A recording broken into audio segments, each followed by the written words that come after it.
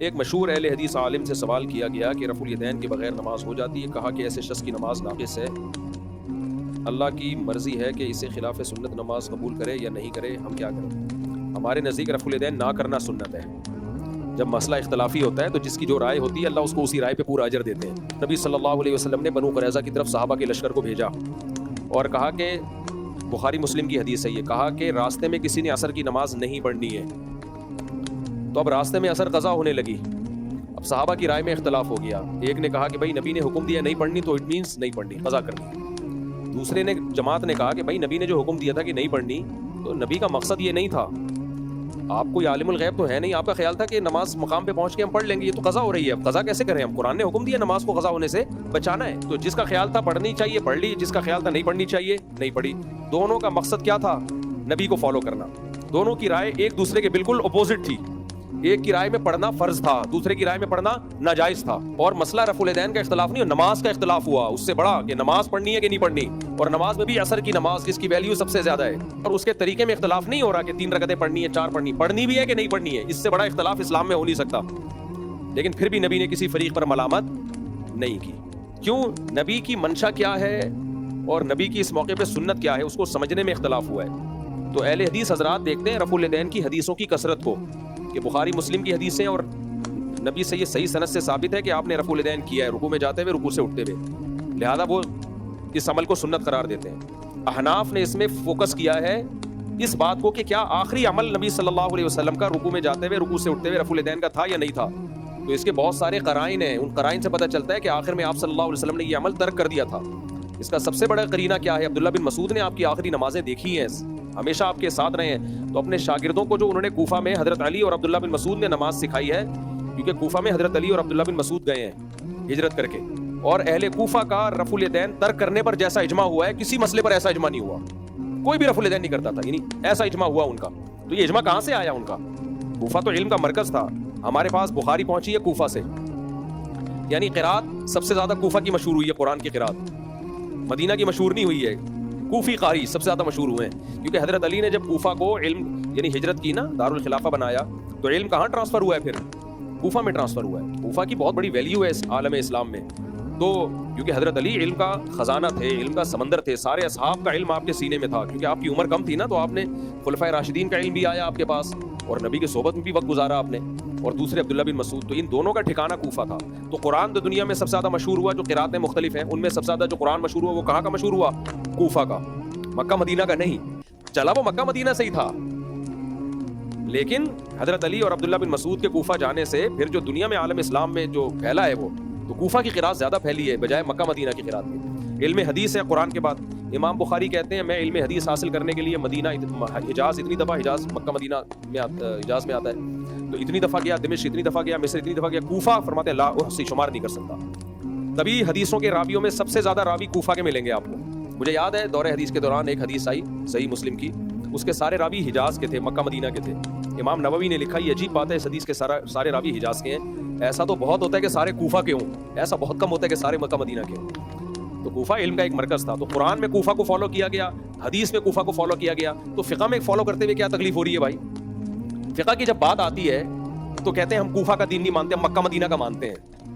بھائی کوفہ کا دین جو تھا وہ مکہ مدینہ ہی سے آیا تھا. تو حضرت علی اور ابن مسعود سے ٹرانسفر کہاں ہوا تھا؟ وہ کوفہ میں, اسلامی خلافت کا مرکز تھا. تو اہل کوفہ میں کوئی بھی رفع الیدین سے نماز نہیں پڑھتا تھا. مجتمع اہل الکوفۃ علی ترک رفع الیدین کما, کیا الفاظ ہیں عربی کی پوری عبارت ہے, مجتمع اہل الکوفۃ علی شیء کما اجتمعوا علی ترک رفع الیدین او کما قال, کہ جیسے اہل کوفہ رفع الیدین نہ کرنے پر جمع ہوئے ہیں نا, یہ صرف تکبیر تحریمہ کے وقت رفع الیدین ہوگا, تو اہل کوفہ کسی اور مسئلے پر ایسے جمع نہیں ہوئے. بہت بڑے بڑے محدثین تھے کوفہ میں, فقیہ تھے, جن کا نام امام بخاری بڑے احترام سے لیتے ہیں, جن میں ابراہیم نخعی رحمہ اللہ تعالی, وہ بھی رفع الیدین نہیں کرتے تھے. تو اب کیا ہے, اگر رفع الیدین کرنے کی حدیث کو لیا جائے نا کہ بھائی نبی نے کیا ہے, تو نبی نے 2 سجدوں کے درمیان بھی کیا رفع الیدین. علامہ ناصر الالبانی نے اس حدیث کو صحیح قرار دیا ہے. بعض اہل حدیث شدت کرتے ہیں, بلا وجہ اس کو ضعیف قرار دینے کی کوشش کرتے ہیں. بھائی 2 سجدوں کے درمیان بھی کیا ہے, اور میں نے بعض علماء سے یہ سنا ہے کہ علامہ البانی بھی اس کے قائل تھے کہ 2 سجدوں کے درمیان رفع الیدین کیا جائے, کیونکہ نبی سے اس کی ممانعت ثابت نہیں ہے. تو اہل حدیث ہم سے اکثر یہ سوال پوچھتے ہیں کہ نبی نے کہاں منع کیا کہ تکبیر تحریمہ کے علاوہ نہ کیا جائے؟ تو ہم کہتے ہیں نبی نے یہ کہاں منع کیا کہ 2 سجدوں کے درمیان نہ کیا جائے. حالانکہ نبی نے دو سجدوں کے درمیان رفع الیدین کیا ہے، لیکن آپ کیوں نہیں کرتے؟ بھائی ترک کیا ہے اس کو، تو ہم کہتے ہیں دو سجدوں کے درمیان ترک کرنا ثابت ہے، ایسے ہی رکوع میں جاتے ہوئے رکوع سے اٹھتے ہوئے بھی ترک کرنا ثابت ہے. اور ثابت ہونے کی دلیل کیا ہے؟ اہل کوفہ کا عمل اور اہل مدینہ کا عمل، کیونکہ مدینہ والے انہوں نے نبی کی آخری نمازوں کو دیکھا ہے. اسی وجہ سے امام مالک کی جو مشہور فقہ کی کتاب ہے المدونۃ الکبریٰ، اس میں امام مالک سے یہی روایت ہے کہ وہ رفع الیدین کی حدیث ذکر کرتے ہیں، مگر رفع الیدین کا قول ان کے شاگرد نقل نہیں کرتے. ان پر جب اعتراض ہوا تو ان کے شاگرد قاسم ہے، وہ کہتے ہیں کہ امام مالک نے اس لیے رفع الیدین کا قول نہیں لیا کہ وہ کہتے ہیں میں نے اہل مدینہ میں کسی کو رفع الیدین کرتے ہوئے نہیں دیکھا. اور عبداللہ بن مسعود کی ترمذی کی بالکل صحیح حدیث ہے، اس میں بھی یہ الا اصلی بکم صلاۃ رسول اللہ، اس میں ابن مسعود کہتے ہیں میں تمہیں وہ نماز پڑھ کے دکھاؤں جو نبی نے پڑھی ہے. تو ابن مسعود نے صرف تکبیر تحریمہ کے وقت رفع الیدین کیا، اس کے علاوہ نہیں کیا. وکیع ابن جراح یہ جرح و تعدیل کے امام ہیں. ایک ہوتا ہے راوی کا محدث کا ثقہ ہونا، ایک ہوتا ہے امام ہونا. امام کا مطلب کیا؟ وہ بتاتے ہیں کہ یہ راوی ضعیف ہے، یہ کمزور ہے. تو وکیع ابن جراح کتنے بڑے امام ہیں، محدث ہیں. کان یفتی بقول ابی حنیفہ، وہ بھی فقہ میں کس کو فالو کرتے تھے؟ امام ابو حنیفہ کو. اتنے بڑے محدث ہو کے بھی یہ کمزور رائے نہیں ہے رفع الیدین ترک کر دینے والی. تو اس لیے اہل حدیث کا اس میں شدت اختیار کرنا اور یہ کہنا جو رفع الیدین نہیں کرتے ان کی نماز نہیں ہوتی. بھائی آپ کی رائے ہے تو آپ ٹھیک ہے اس پہ عمل کریں، ہماری رائے ہمیں اس پہ اطمینان ہے، کیونکہ نبی کے رفع الیدین کی حدیثیں ایک جیسی نہیں ہیں. بخاری ہی میں ایسی حدیثیں جس سے پتہ چلتا ہے رکوع میں جاتے ہوئے کیا، رکوع سے اٹھتے ہوئے نہیں کیا، خود بخاری میں موجود ہے. تو آپ اس کی یہ تعویل کرتے ہو کہ بھائی کیا تھا صحابی نے بیان نہیں کیا، کہتے ہیں تو آپ کی تعویل ہے نا. کہتے ہیں نہیں کیا تھا تبھی بیان نہیں کیا، کیونکہ اگر یا پھر رکوع میں جاتے ہوئے بھی ذکر نہیں کرتے نا وہ صحابی، جہاں جہاں کیا وہاں بیان کیا، جہاں نہیں کیا وہاں صحابی نے بیان نہیں کیا. تو بیان نہ کرنا اس کی علامت ہے، یا نہیں کیا رفع الیدین تو وہ چھوڑا ہے آپ صلی اللہ علیہ وسلم نے. تو اگر رفع الیدین کی ساری حدیثیں لینی ہے تو پھر دو سجدوں کے درمیان بھی کرو، اور اگر بعض لینی ہے بعض نہیں لینی تو پھر ہم پہ کیا اعتراض ہے؟ ہم کہتے ہیں صرف تکبیر تحریمہ والی ہے، باقی والی نہیں ہے. اور اس کی دلیل عبداللہ بن مسعود کی رائے، اس پہ میں انشاءاللہ خاندانی کلپ ریکارڈ کرواؤں گا. تو میں اس پہ میرا وعدہ ہے، میں رفع الیدین پر ایک خاندانی طریقے سے پورا ریفرنسز کے ساتھ پراپر میں کلپ انشاءاللہ ریکارڈ کرواؤں گا. ابھی صرف یہ بتا رہا ہوں جو ہم رفع الیدین نہیں کرتے تو یہ نبی کی طریقے کی ہی وجہ سے نہیں کرتے. ہماری رائے میں آپ صلی اللہ علیہ وسلم کا رفع الیدین کے معاملے میں عمل مختلف رہا ہے، سیم نہیں رہا.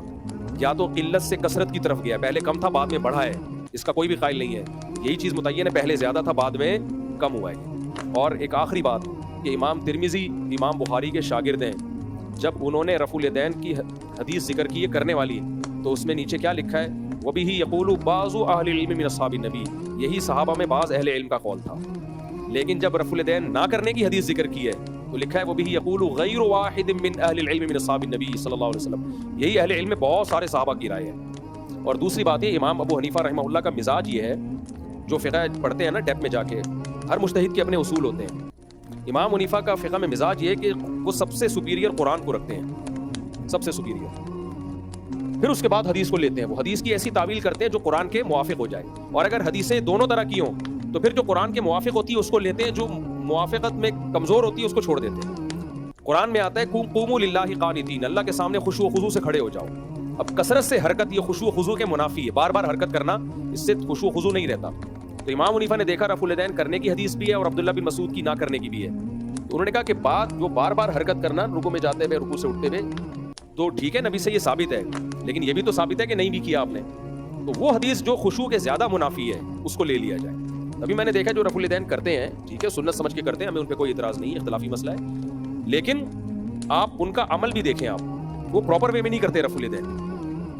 شروع میں جب نیا نیا جوش آتا ہے نا تو بڑا طریقے سے رکوع میں جاتے ہیں، پھر آہستہ آہستہ کیا ہوتا ہے یوں کر رہے ہوتے ہیں، بس اس سے پتہ چلتا ہے خود بھی تھک جاتے ہیں یہ اس عمل سے. تو اس میں امام حنیفہ کی جو رائے ہے نا کہ اسکنوا فی الصلاۃ، حدیث میں آتا ہے نماز میں سکون پیدا کرو، تو وہ رفع الیدین نہ کرنے میں سکون زیادہ ہے. اور اس کی صحیح مسلم کی حدیث سے بھی تائید ہوتی ہے. آپ صلی اللہ علیہ وسلم نے صحابہ کو رفع الیدین کرتے ہوئے دیکھا تو آپ نے فرمایا مالی اراکم رافعی ایدیکم کانھا اذناب خیل شمس اسکنوا فی الصلاۃ، میں تمہیں دیکھتا ہوں کہ تم سرکش گھوڑوں کی طرح بار بار اپنے ہاتھوں کو، جیسے گھوڑے دم ہلاتے ہیں، بار بار اپنے ہاتھوں کو ہلا رہے ہو، نماز کے اندر سکون پیدا کرو. اب اہل حدیث حضرات اس کا جواب یہ دیتے ہیں کہ یہ تو سلام کے وقت ہاتھ اٹھایا تھا، اس میں نبی نے ایسا کہا ہے کہ سرکش گھوڑوں کی طرح کہ تم دمیں ہلا رہے ہو، تو سلام کے وقت ہاتھ اٹھانے سے منع کیا. اس کے دو جواب ہیں، ایک جواب تو میں کلپ ریکارڈ کرواؤں گا اس وقت دوں گا کیونکہ ابھی دیا تو لمبی بحث شروع ہو جائے گی. دوسرا جواب یہ کہ ہم مان لیتے ہیں کہ یہ سلام کے وقت تھا، یہ سلام کے وقت صحابہ ہاتھ اٹھا رہے تھے تو اس پہ نبی نے منع کیا. تو صحابہ خود سے ہاتھ اٹھا رہے تھے، یہ پہلے نبی کو کبھی دیکھا ہوگا، انہوں نے دیکھا تھا صحابہ خود سے نماز میں کوئی ایسی حرکت صحابی نہیں کریں گے جس کا نبی سے ثبوت نہ ہو. اس سے معلوم ہوتا ہے سلام کے وقت بھی رفع الیدین تھا جو پھر نبی صلی اللہ علیہ وسلم نے چھوڑ دیا اور صحابہ کو کہا کہ یہ کام مت کرو، نماز میں سکون پیدا کرو. اس سے یہ تو پتہ چل گیا کہ رفع الیدین کرنا سکون صلات کے بہرحال منافی ہے. اس کی مثال ہے جیسے صحیح مسلم میں آتا ہے, آپ نے صحابہ کو حکم دیا کتوں کو مارنے کا مدینہ میں. آج لوگ مدینہ کے کتے بنے ہوئے ہیں, حالانکہ حدیث میں آتا ہے مدینہ کے کتوں کو آپ نے مارنے کا حکم دیا. تو اب کیا تھا, وہ ایک وقت کے لیے تھا. صحابہ نے اجنبیوں کے کتے بھی مارنا شروع کر دیے جو مدینہ کے نہیں تھے, باہر سے آتے تھے. تو کتوں کی نسل تھوڑی ختم کرنی تھی, کتے تعداد میں زیادہ ہو جاتے ہیں تو ان کو مارنا پڑتا ہے. پھر آپ نے کیا فرمایا, مالکم ولیل کلاب, تمہیں کیا ہو گیا تم کتوں کے پیچھے پڑ گئے ہو؟ یہ اللہ کی مخلوق ہے, ان کو زندہ رہنے دو. یعنی ایک تعداد تھی. تو جو حکم ختم ہو جاتا ہے نا, اس میں مالی یا مالکم جیسے الفاظ سے تعبیر کیا جاتا ہے کہ تمہیں کیا ہو گیا. یہاں بھی وہی الفاظ ہے, تمہیں کیا ہو گیا کہ تم بار بار ہاتھوں کو نماز میں ہلا رہے ہو. اس سے معلوم ہوتا ہے کہ نبی پہلے سلام کے وقت بھی رفع الیدین کیا کرتے تھے, جو آپ صلی اللہ علیہ وسلم نے ترک کر دیا. تو ابتدائی اسلام میں رفع الیدین بہت زیادہ ہوتا تھا. اس میں حکمت کیا تھی وہ اللہ جانے, اللہ کے رسول جانے. شروع میں 2 سجدوں کے درمیان میں بھی ہوتا تھا, رکوع میں جاتے ہوئے بھی, رکوع سے اٹھتے ہوئے بھی, تیسری رکعت کے لیے اٹھتے ہوئے بھی. لیکن حدیثوں سے پتہ چلتا ہے کہ 2 سجدوں کے درمیان بھی آپ نے ترک کیا. حدیث سے بھی پتہ چلتا ہے رکوع سے اٹھتے ہوئے ترک کیا. حدیث سے بھی پتہ چلتا ہے کہ تیسری رکعت کے سے اٹھتے ہوئے ترک کیا. تبھی بعض ائمہ اس کے قائل ہیں, ان کے قوال ہیں کہ تیسری رکعت سے اٹھتے ہوئے آپ رفع الیدین نہیں کریں گے. اس میں بہت مختلف آ رہے ہیں. تو کسی نے دیکھا جہاں جہاں ثابت ہے وہاں وہاں کر لو. اہل حدیث نے یہ دیکھا, ٹھیک ہے بھائی آپ کی یہ سوچ ہے, ہمیں اس پہ کوئی اعتراض نہیں. امام حنیفہ کا اپنا ایک سوچنے کا اسٹائل ہے, ان کا اپنا ایک غور کرنے کا انداز ہے. انہوں نے دیکھا نبی کے آخری سے آخری عمل کو لیا جائے, تو پھر ان کی رائے یہ بنی اہل مدینہ اور اہل کوفہ کے عمل کو دیکھ کر اور عبداللہ بن مسعود کے قول کو لے کر. عبداللہ بن مسعود تو بہت بڑے فقیہ تھے, اور عبداللہ بن مسعود نے صرف یہ نہیں کیا کہ ایسے نماز پڑھ کے دکھائی, اپنے سارے شاگردوں کو یہ والی نماز سکھائی ہے انہوں نے. تبھی عبداللہ بن مسعود کے جتنے شاگرد ہیں کوئی بھی رفع الیدین نہیں کرتا تھا, جن میں بخاری اور مسلم کے راویوں میں علقمہ اور اسود بھی ہیں. یہ تو بخاری مسلم کے بہت بڑے راویوں میں سے ہیں. تو آپ بخاری کی رٹ لگاتے ہو. بخاری نے جہاں سے حدیثیں لی ہیں ان کو اگر آپ کہو کہ یہ خلاف سنت نمازیں پڑھتے تھے تو بخاری تو گئی نا. یہ عجیب بات ہے, امام بخاری کو تو لے رہے ہو, اور بخاری کے علقمہ اور اسود اور عبداللہ بن مسعود, یہ تو عبداللہ بن مسعود تو صحابی ہیں, اور علقمہ اور اسود تو عبداللہ بن مسعود کے اجل شاگردوں میں سے ہیں. یہ سارے رفع الیدین نہیں کرتے تھے. اور پھر امام حنیفہ, پھر ان کے 2 شاگرد امام ابو یوسف, امام محمد, انہوں نے تو بہت سارے مسائل میں اپنے استاد سے اختلاف کیا ہے, امام حنیفہ سے. لیکن رفع الیدین نہ کرنے میں انہوں نے اختلاف نہیں کیا. پوری امت گھاس نہیں کھا رہی تھی میرے بھائی, ایسا نہیں ہے. اور پھر دنیا میں سب سے زیادہ فقہ حنفی پھیلا ہے. 50% سے زیادہ امت نے کس کو فالو کیا ہے؟ اہل سنت, سنیوں کی بات کر رہا ہوں. اچھا, اہل حدیثوں کا رفع الیدین میں اتنا اختلاف ہے, ہر اہل حدیث کی رائے, ان کا صرف اس پر اتفاق ہے کہ رکوع میں جاتے ہوئے کرنا ہے, رکوع سے اٹھتے ہوئے کرنا ہے. باقی اس رفع الیدین کی حیثیت کیا ہے, اس میں بہت اختلاف ہے. کسی نے کہا یہ مستحب ہے, کسی نے کہا سنت مؤکدہ ہے, کسی نے کہا یہ شرط ہے, اگر نہیں کرو گے ہوگی ہی نہیں نماز. جبکہ چاروں اماموں کا اس میں, امام شافعی اور امام احمد بن حنبل رفع الیدین کے قائل ہیں, صرف سنت قرار دیتے ہیں, نہ کرنے والے پر کوئی ملامت نہیں کرتے. اور امام مالک سے دونوں قول ملتے ہیں, کرنے کے بھی اور نہ کرنے کے بھی. لیکن ان کی جو سب سے مشہور مستند کتاب ہے جو المدونۃ الکبریٰ, اس میں نہ کرنے کا قول لیا گیا ہے. اور امام حنیفہ کا تو رائے یہی ہے کہ نہ کیا جائے. تو باقی جن کی رائے یہ بھی ہے کہ کیا جائے, وہ بھی زیادہ زیادہ مستحب کہتے ہیں, اس کو سنت کہتے ہیں. سنت غیر مؤکدہ, مؤکدہ بھی نہیں کہتے. یہ ہمارے ہاں اہل حدیث میں شدت ہے کہ وہ سنت بھی اور بلکہ فرض بھی, اور جو نہیں پڑھتا اس کی نماز ہی نہیں ہوتی. ایک اہل حدیث ہے میرے پیچھے نماز ہی نہیں پڑھتے آپ, کیونکہ یہ رفع الیدین نہیں کرتے, ان کی نماز ہی نہیں ہوتی. تو ان کا یہ بھی نہیں فیصلہ ہو پا رہا. تبھی ہم اہل حدیث سے کہتے ہیں آپ ایک فقہ مرتب کرو میرے بھائی, تاکہ ہمیں پتہ چلے اہل حدیث کا یہ فقہ ہے, یہ رائے ہے ان کی. تو مرتب نہیں کرتے. وہ ایک جواب دیتے ہیں کہ ہم تو قرآن و حدیث کو فالو کرتے ہیں, ہمیں مرتب کرنے کی ضرورت نہیں ہے. تو پھر قرآن کو بھی مرتب نہیں کرنا چاہیے تھا, حضرت عثمان نے غلط کیا, کیا خیال ہے؟ ویسے ہی سادہ طریقے سے چلتے رہنے دیتے. نبی کے دور میں تو مصحف عثمانی کی ترتیب پہ قرآن نہیں تھا, لیکن حضرت عثمان نے کیوں مرتب کیا؟ تاکہ امت ایک قرآن پہ جمع ہو جائے, دائیں بائیں جانے کی اجازت نہ ہو. جو سورت جس ترتیب سے میں نے لکھی ہے اسی ترتیب سے ہوگی. اور تابعین کے دور میں تو حدیث مرتب نہیں تھی, سینہ بسینہ چل رہی تھی, لیکن محدثین نے ریٹرن میں لا کے مرتب کر دی, بھائی اب اس سے دائیں بائیں جانے کی آپ کو اجازت نہیں ہے. تو ایسے ہی اسلامی قانون کو بھی مرتب کر دیا فقہاء نے, اور بول دیا بھائی اب اس سے باہر جانے کی آپ کو اجازت نہیں ہے.